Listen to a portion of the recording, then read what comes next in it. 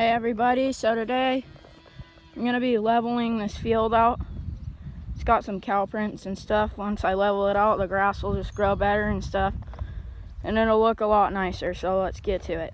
This is the tractor I'm going to be using, little Ford 1220. This is my tractor. Got a little scraper on the back, so let's get to it.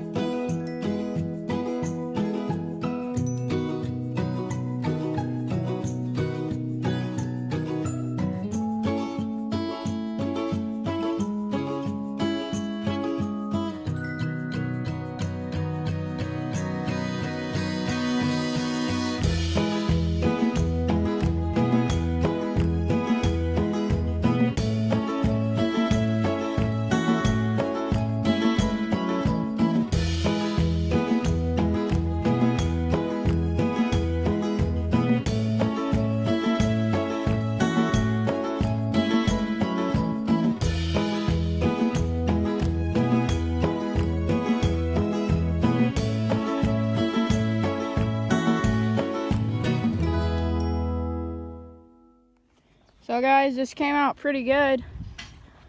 Looks pretty good to me. There's like these lines right here, but those will just wash away from the rain, so that's okay.